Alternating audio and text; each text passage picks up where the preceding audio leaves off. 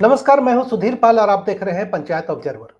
पहले चरण का चुनाव प्रचार अभियान थमने से ठीक एक दिन पहले प्रधानमंत्री नरेंद्र मोदी जी ने गुमला में चुनावी सभा को संबोधित किया और आदिवासी बहुल्य गुमला के वोटरों से भाजपा के पक्ष में मतदान की अपील की। गुमला जिले में 3 सीटें हैं और इन तीनों पर जेएमएम का कब्जा है। इसके साथ पीएम मोदी ने रांची में एक विशाल रोड शो भी किया।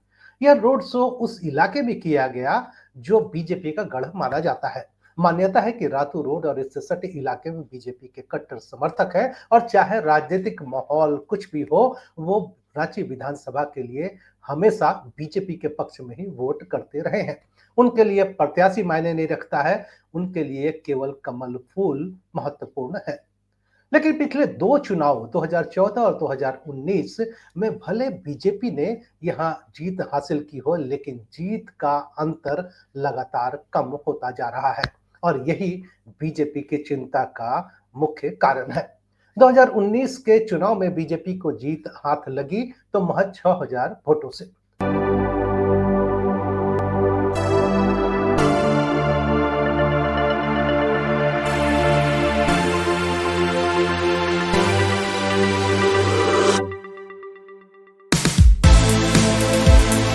यहां से जेएमएम की राज्यसभा सांसद महुआ माझी तीसरी बार बीजेपी विधायक सीपी सिंह के खिलाफ चुनाव लड़ रही हैं। पीएम मोदी के रोड शो के मार्फत बीजेपी किसी भी कीमत पर रांची सीट पर रिस्क नहीं लेना चाहती है। दक्षिण छोटा नागपुर की बात करें तो दक्षिण छोटा नागपुर की 5 जिलों की 3 लोकसभा और 15 विधानसभा सीटों वाले दक्षिण छोटा नागपुर की राजनीति की तराजू कभी एक तरफा नहीं रही है। विधानसभा चुनाव के दृष्टिकोण से दक्षिणी छोटा नागपुर को कभी बीजेपी का गढ़ माना जाता था, लेकिन 2019 में झामुमो कांग्रेस के गठबंधन ने इन इस गढ़ में सेंधमारी की और बीजेपी का किला भेद डाला।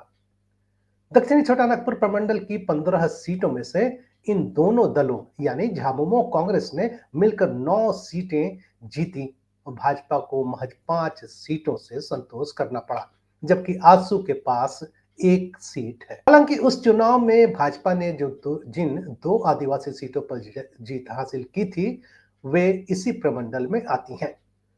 मसलन खूंटी में 2 सीटें बीजेपी को 2019 के चुनाव में मिली थी, जो दोनों आदिवासी रिजर्व सीट है और ये दक्षिणी छोटा नागपुर प्रमंडल का हिस्सा है। दक्षिणी छोटा नागपुर झारखंड का सबसे शिक्षित और विकसित प्रमंडल माना जाता है। इस प्रमंडल में इस प्रमंडल में रांची, गुमला, लोहरदगा, सिमडेगा और खूंटी है। और अगर रांची को छोड़ दे तो बाकी चारों जिलों में 50% से ज्यादा आबादी आदिवासियों की है। इस प्रमंडल ने झारखंड बनने से पहले और बाद में कई अवसरों पर इलाके को नई दिशा दी है, नई राजनीतिक चेतना दी है और इस बार भी यहाँ की राजनीति नई इबारत लिखे जाने की संभावना देखी जा रही है। 13 नवंबर को होने वाले मतदान के लिए चुनाव प्रचार 11 नवंबर को खत्म हो जाएगा। पहले चरण में दक्षिणी छोटा नागपुर प्रमंडल की 15 में से 13 सीटों पर मतदान होना है। मतदान की तारीख नजदीक आने के कारण यह चुनाव प्रचार अभियान चरम पर है। प्रधानमंत्री नरेंद्र मोदी ने राजधानी रांची में विशाल रोड शो कर और गुमला में चुनाव प्रचार सभा को संबोधित कर दक्षिणी छोटा नागपुर की राजनीति की फिजा को गति दे दी है। तो यह प्रमंडल हर दिन किसी नई राजनीतिक गतिविधि का गवाह बनता है, लेकिन इस बार मामला थोड़ा अलग है, क्योंकि इस प्रमंडल ने जहां भाजपा को झटका दिया है, वहीं कांग्रेस को नई ताकत भी दी है। दक्षिणी छोटा नागपुर प्रमंडल के 5 जिलों रांची, खूंटी, गुमला, लोहरदगा और सिमडेगा में बटा हुआ है और राजनीतिक दृष्टि से देखो तो इन 5 जिलों में लोकसभा की 3 और विधानसभा की 15 सीटें आती हैं। 2 विधानसभा सीटें रांची लोकसभा क्षेत्र का ईचागढ़ और खूंटी लोकसभा क्षेत्र का खरसावां सरायकेला जिले में पड़ती है। इन 3 लोकसभा सीटों में रांची, गुमला और लोहरदगा शामिल है। इनमें से 2 पर कांग्रेस का कब्जा है, जबकि रांची सीट भाजपा के पास है। कांग्रेस के कब्जे वाली संसदीय सीटें आदिवासियों के लिए आरक्षित है। जहां तक विधानसभा सीटों का सवाल है तो 15 सीटों में 5-5 सीट कांग्रेस और भाजपा के पास, 4 सीट झामुमो के पास और 1 सीट आजसू के पास है। विधानसभा सीट हमारे साथ वरिष्ठ पत्रकार श्याम किशोर चौबे जी हैं। हम उनसे समझना चाहेंगे कि दक्षिण छोटानागपुर की 15 सीटों का समीकरण या जुगत क्या बन रहा है। यहाँ जो अभी स्थिति है, प्राय हर जगह मुझको लगता है कि खासकर दक्षिण छोटानागपुर की सीटों में 1 to 1 फाइट है। एक तरफ भाजपा, मैं 2 सीटों को छोड़ रहा हूं, खिजरी और सिल्ली को, तो इन 13 सीटों में 1 to 1 फाइट है। और 1 to 1 मतलब या तो कांग्रेस और झामुमो के कैंडिडेट हैं और फिर दूसरी तरफ भाजपा के कैंडिडेट हैं। और इस स्थिति में मुझको लगता है कि स्थिति में बहुत बदलाव नहीं आया है। सीटों में 11 आदिवासियों के लिए और 1 अनुसूचित जाति के लिए रिजर्व्ड है। अनारक्षित सीटों में रांची, सिल्ली और हटिया शामिल है। 2019 के विधानसभा चुनाव में इस इलाके में एनडीए बिखर गया था, जिसका फायदा झामुमो, कांग्रेस और राजद गठबंधन ने उठाया और 15 में से 9 सीटों पर जीत हासिल कर धमाकेदार उपस्थिति दर्ज की। इस बार एनडीए एकजुट है। आजसू पार्टी फिर से एनडीए के फोल्डर में है। बाबूलाल मरांडी की पार्टी झारखंड विकास मोर्चा का भाजपा में विलय हो गया है। जदयू और लोजपा रामविलास भी एनडीए फोल्डर में है। दोनों गठबंधन फिलहाल बराबरी पर दिख रहे हैं। 19-20 का ही फर्क देखने को मिलता है। इसके बावजूद अगर किसी गठबंधन के पक्ष में माहौल बन गया तो परिणाम बदल सकते हैं। और यही कारण है कि प्रधानमंत्री से लेकर गृह मंत्री तक दक्षिणी छोटानागपुर में सबसे ज्यादा ध्यान दे रहे हैं और बाकी बीजेपी के वरिष्ठ नेता भी अपने अपने ढंग से चुनावी सरगर्मी को तेज बनाने में जुटे हुए हैं। 2024 के लोकसभा चुनाव के आंकड़ों को देखें तो इंडिया ब्लॉक को नुकसान होता नहीं दिख रहा है। इलाके के 3 में से 2 लोकसभा सीटें खूंटी और लोहरदगा कांग्रेस के पास है, जबकि रांची सीट भाजपा के पास। खूंटी से कांग्रेस के कालीचरण मुंडा और लोहरदगा से कांग्रेस के सुखदेव भगत ने लोकसभा में जीत दर्ज की थी। रांची से भाजपा के सांसद संजय सेठ हैं। जिलों के लिहाज से अगर बात करें तो रांची जिला में 7 विधानसभा सीटें हैं। इनमें मांडर विधानसभा सीट लोहरदगा संसदीय क्षेत्र में और तमाड़ विधानसभा सीट खूंटी संसदीय क्षेत्र में पड़ती है। इन 7 विधानसभा सीटों में से भाजपा के पास 3, रांची, हटिया और कांके, जो भाजपा का परंपरागत सीट है और एक ढंग से ये तीनों सीट लगभग अपराजय जैसी स्थिति वाली भाजपा के लिए है। कांग्रेस के पास 2 खिजरी और मांडर, झामुमो के पास 1 तमाड़ और आजसू के पास 1 सिल्ली की सीट है। 5 महीने पहले लोकसभा का चुनाव हुआ तो खूंटी क्षेत्र के अंतर्गत आने वाले सभी विधानसभा क्षेत्रों में भाजपा हार गई थी। लेकिन दूसरा पक्ष यह है कि भाजपा 48 सीटों पे 81 में से 48 सीटों पे वो उसने लीड लिया था। एनडीए ने 52 सीटों टोटल मिला के 52 सीटों पे लीड। इस बार के विधानसभा चुनाव की खास बात है कि कांके को छोड़ सभी सीटों पर पुराने प्रतिद्वंदी ही मैदान में है। वही चेहरे जो पक्ष और विपक्ष में 2019 में रहे थे, वही फिर से आमने सामने है। सिमडेगा जिले की बात करें तो सिमडेगा जिले की सिमडेगा और कोलेबिरा सीट पर अभी कांग्रेस का कब्जा है। वहां इस बार भी सिटिंग विधायकों को ही मैदान में उतारा गया है। भाजपा ने भी पुराने प्रत्याशियों को ही टिकट दिया है।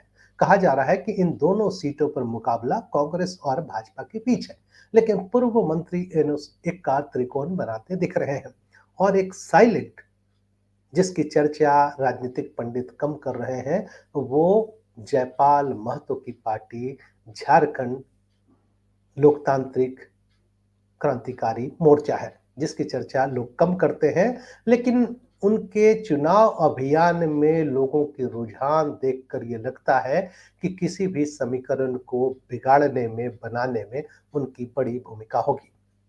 सिमडेगा में झारखंड पार्टी एनोस ने सिमडेगा से अपनी बेटी आइरिन एक्का और कोलेबिरा से बेटे विभव संदेश एक्का को उतारा है। दोनों ने त्रिकोणीय संघर्ष की स्थिति पैदा की है।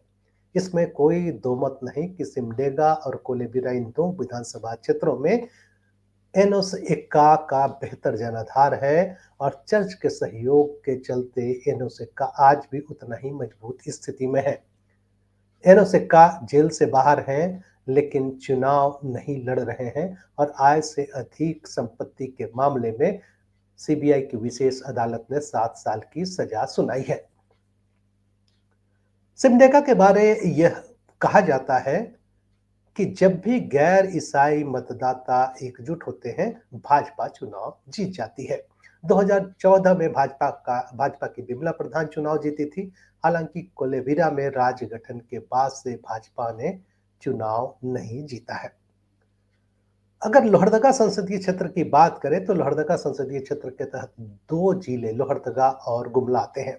इन दोनों जिलों में 4 विधानसभा सीटें हैं। इनमें से 3 गुमला, सिसई और बिशुनपुर पर झामुमो का कब्जा है, जबकि एक लोहरदगा पर कांग्रेस का। इन दोनों जिलों में भाजपा के पास खोने के लिए कुछ भी नहीं है, लेकिन उसने अपने 2 पूर्व सांसदों सुदर्शन भगत और समीर उरांव को क्रमशः बिशनपुर और सिसई से उतारकर मुकाबले को दिलचस्प बना दिया है। लोहरदगा सीट पर आजसू की नीरू शांति भगत कांग्रेस की सिटिंग विधायक डॉक्टर रामेश्वर उरांव को चुनौती दे रही हैं। माफ करेंगे, थोड़ा सुधार कर लिया जाए। सिसई से अरुण उरांव भाजपा के प्रत्याशी हैं और सुदर्शन भगत गुमला से प्रत्याशी बनाए गए हैं। बात खूंटी की जाए तो खूंटी में 2 विधानसभा सीटें हैं, खूंटी और तोरपा। अब इन दोनों सीटों पर भाजपा का कब्जा है। 2019 के विधानसभा चुनाव में आदिवासियों के लिए आरक्षित यही 2 सीटें थी जिन पर भाजपा को कामयाबी मिली थी। इसलिए इस बार ये सीटें भाजपा के लिए बेहद चुनौतीपूर्ण है।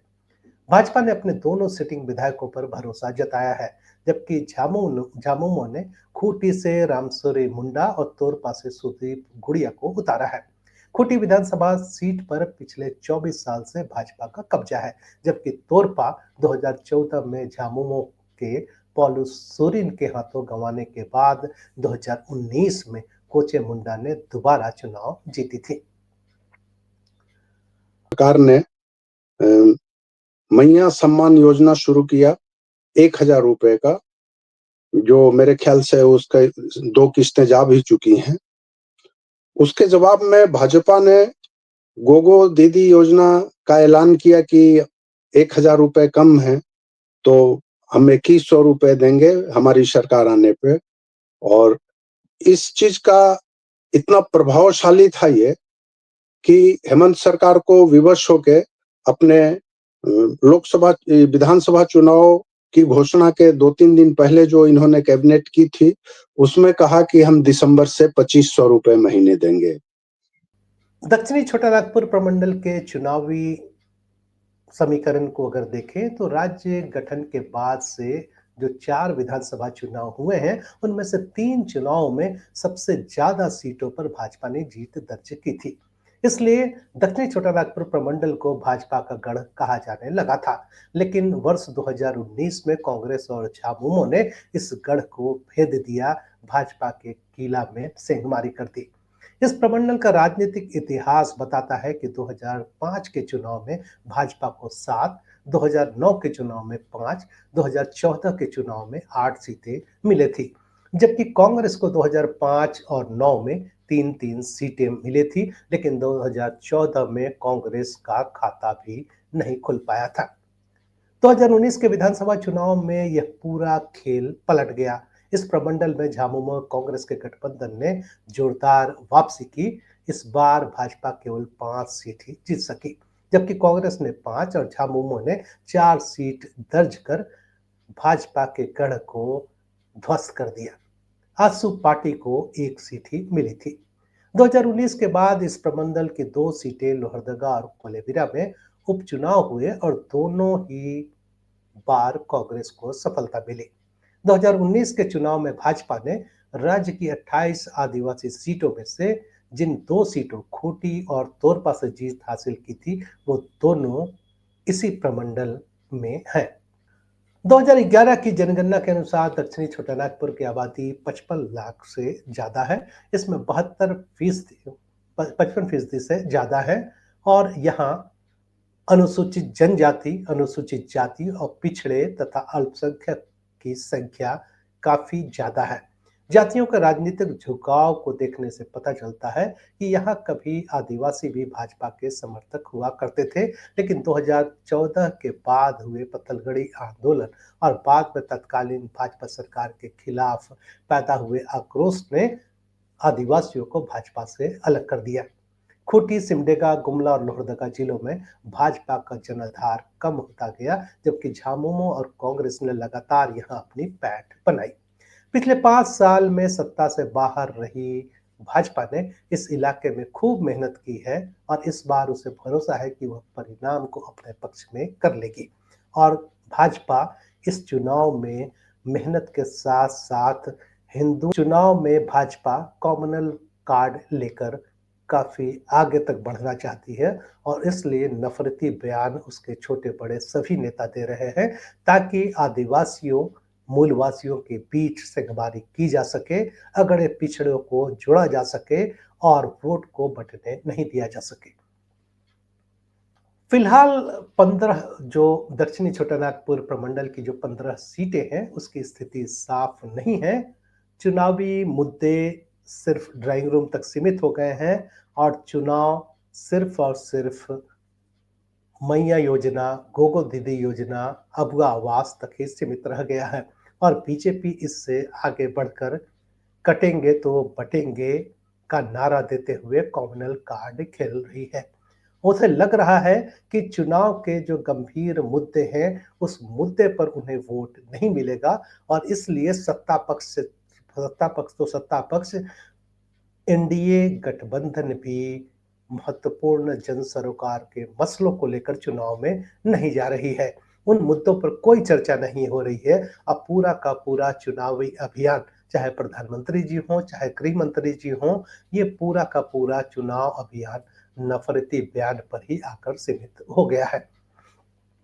जेएमएम अपनी 5 साल की उपलब्धियों जेएमएम और इंडिया अलायंस अपनी 5 साल की उपलब्धियों को गिना रही है और जबकि भाजपा कॉमनल पॉलिटिक्स से आगे नहीं जा रही है और बदले में गोगो दीदी योजना को जरूरत से ज्यादा प्रचारित कर रही है। भाजपा ने इसमें कोई दो राय नहीं कि भाजपा रासू ने 2019 में अलग होकर चुनाव लड़ा था और इस बार दोनों संयुक्त रूप से सत्तारूढ़ गठबंधन के सामने चुनौती पेश कर रहे हैं। पिछले 4-5 साल में भाजपा ने जिस संकल्प और मजबूती से खुद को जनता के बीच रखने की कोशिश की है उसका उसे सकारात्मक परिणाम मिलेगा। लेकिन टिकट बंटवारा के विरोध में जिस ढंग से बागी उम्मीदवार जगह जगह खड़ा हो गए हैं, भाजपा को अपने ही कैडरों से ज्यादा परेशानी मिल रही है। आजसू पार्टी की ग्रासरूट आधारित राजनीति का लाभ लगता है कि मिलेगा, लेकिन जयराम महतो की पार्टी की सेंधमारी से भी इनकार नहीं किया जा सकता है। जिस ढंग से जयराम महतो की झारखंड डेमोक्रेटिक क्रांतिकारी पार्टी को रिस्पांस मिल रहा है और खासकर महतो समुदाय के बीच, महिलाओं के बीच, युवाओं के बीच, इसमें कोई दो राय नहीं कि दक्षिणी छोटानागपुर में भी तस्वीर एकदम ब्लैक एंड व्हाइट नहीं है, कहीं ना कहीं ग्रे एरिया भी है और इस ग्रे एरिया के आधार पर ही तय होगा कि कौन पार्टी आगे बढ़ती है। आज के विशेष में इतना ही। अगर आपको हमारा कार्यक्रम पसंद आता है तो लाइक करें और शेयर करें। यदि आपने हमारे चैनल को सब्सक्राइब नहीं किया है तो सब्सक्राइब करें और कमेंट्स करना ना भूलें। धन्यवाद।